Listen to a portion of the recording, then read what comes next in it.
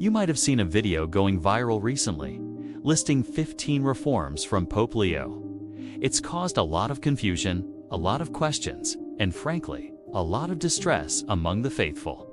Today, we're going to address this list, point by point, and separate the fiction from the fact. It's crucial that we, as Catholics, are grounded in the truth of our faith, not swayed by misinformation, no matter how convincing it might sound. So let's get into it and look at what the Church actually teaches. The first claim is that the Mass can now be held in homes and must be shorter.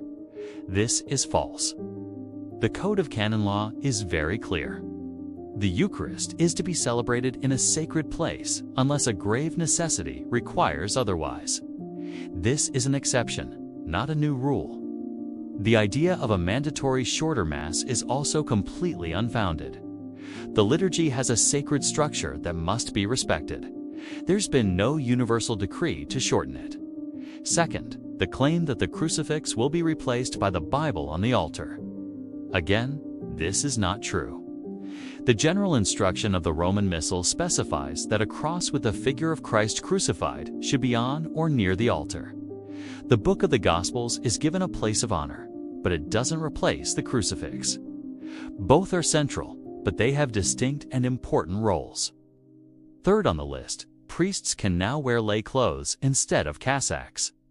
While priests are permitted to wear lay attire in certain secular contexts, especially in regions where it's the norm, clerical dress is still the standard.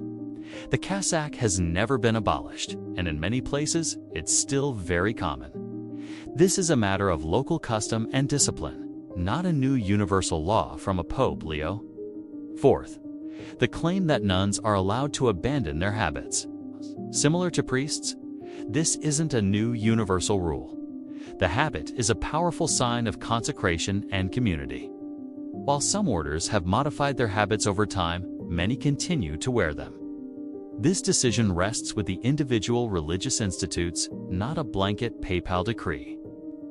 Fifth, the supposed ban on displaying statues of saints in churches to prevent idolatry. This directly contradicts centuries of Catholic teaching. The Second Council of Nicaea, all the way back in 787, affirmed the veneration of sacred images. We don't worship statues. We honor the holy men and women they represent. The Church continues to uphold this tradition. There is no new ban.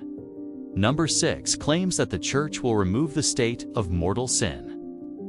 This is a fundamental misunderstanding of Catholic theology. The distinction between mortal and venial sin is core to our moral teaching rooted in Scripture and tradition. Mortal sin is a grave offense against God that severs our relationship with Him. The Church cannot and will not abolish this reality. The path to reconciliation is through the sacrament of confession, which remains as vital as ever. Seventh, the claim that babies can be baptized by lay people. This is partially true, but it's presented in a misleading way. For centuries, the Church has taught that in an emergency, when a priest or deacon is not available and there's a danger of death, anyone can validly baptize. This is not a reform. It's a long-standing provision to ensure that salvation is available to all, especially the most vulnerable. It's not a replacement for ordinary baptism in a church. Eighth on the list, the Eucharist can now be received in the hand, standing. This isn't a new reform either. While receiving on the tongue while kneeling was the universal norm for a long time, receiving in the hand has been an option, an indult, granted by the Holy See to Episcopal conferences that request it for several decades now, to practice with ancient roots in the early Church. So this is not a new change. It's an existing option in many parts of the world. Ninth, the claim that confession is becoming communal instead of individual. This is a serious distortion. The Church is unequivocal that individual auricular confession is the only ordinary way to be reconciled for mortal sins. Communal penance services where general absolution is given are permitted only in very specific, grave circumstances, like imminent danger of death with no time for individual confessions. They are the absolute exception, not the new rule. 10th, the claim that extreme unction will be replaced by a sacrament of healing. This is a confusion of terms.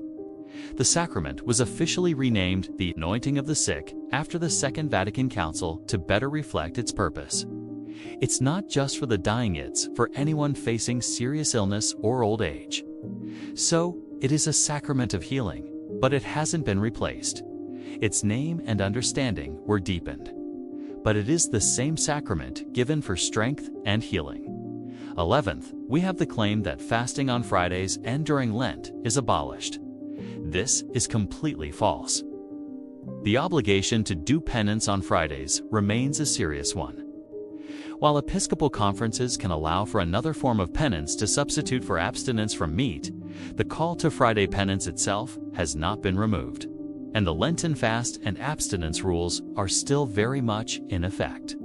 12th, the viral video claims the Pope will not speak ex cathedra. This is a power inherent to the papal office defined at the First Vatican Council. It's the dogma of papal infallibility. A pope cannot simply decide to give up this charism. It's not a personal preference. It's a gift to the Church to protect the deposit of faith. While it is used very rarely, the ability to do so cannot be abolished. 13th is the claim that the doctrine of angels and demons will be considered myths. This is heresy.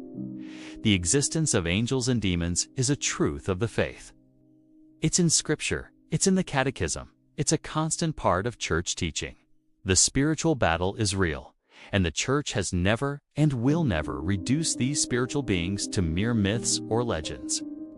14th, the claim that the Pope will seek the approval of the United Nations for his encyclicals.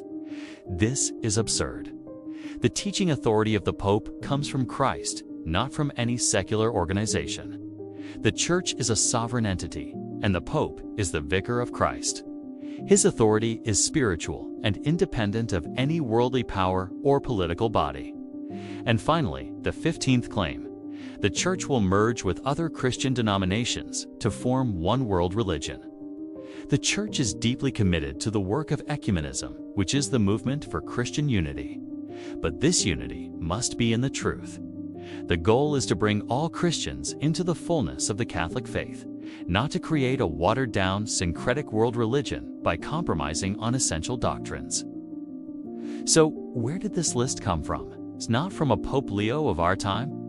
It appears to be a distorted version of an older piece of anti-Catholic propaganda, sometimes attributed to a Freemason, designed specifically to cause fear and confusion.